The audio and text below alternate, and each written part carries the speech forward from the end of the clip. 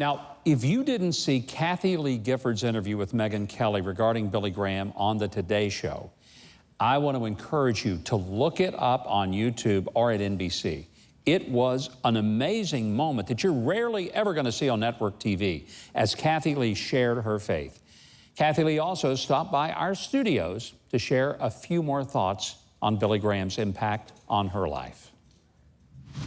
Kathie Lee, when did you first meet Billy Graham? In Washington at some event many years ago. I remember one of the few times in my whole life when I was truly just shaking.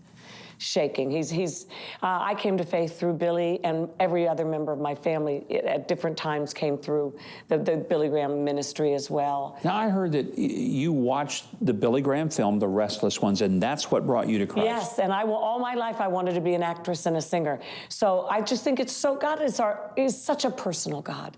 And he met me in my little 12-year-old heart, almost 13, right where my little old heart wanted to be, in a movie theater. I didn't want to be sitting in the seat, so I wanted to be up there making movies with Annette Funicello and Haley Mills. But that's where the movie was playing.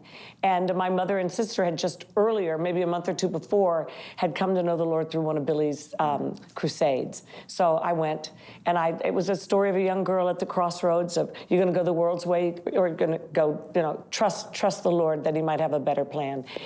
And I remember hearing the voice of the Lord, not audibly, but in my little heart, Kathie, if you trust me, I'll make something beautiful out of your life. When Billy Graham spoke, there was always such a, and I don't want to use the word charisma because that sounds very secular, an anointing. An anointing upon him, and he was bigger than life. And yet, the most gentle man I think I've ever known. When when you're in a room with him, and you probably were, he's just right in your eyes and looking at you, just as warm as he can possibly be. I truly was blessed to know him and love him. He did his first secular, in quotes, TV show ever when I asked him to be on my first Christmas special. And I wanted him to sit there in front of the fire and read from the book of Luke with my children and their friends sitting around. And I wanted the Christmas special to be actually about Christmas.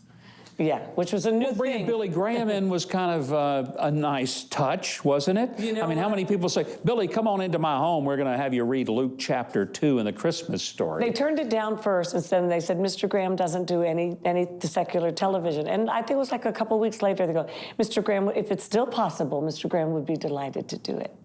So I don't know what changed his mind. I never asked him, but that's the time when he came to our house and we said, can we get you anything? And he goes, anything? We said, yes. He goes, could I have a Big Mac?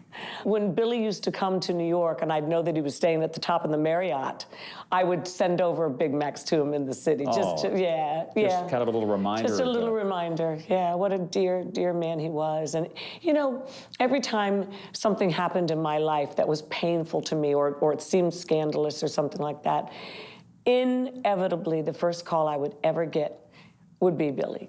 Wow. And they'd say, Kathie, Billy's on the line.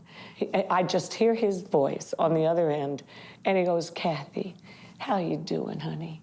He was bigger than life and more famous than almost anybody, but his heart was so tender toward the individual. He stood before millions of people and thousands and thousands in these arenas.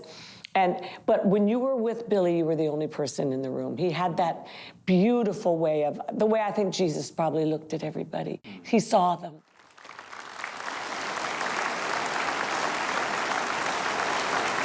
What a delight. Kathie Lee Gifford had so many wonderful stories of her moments with Billy Graham. We need a separate hour just to include them all.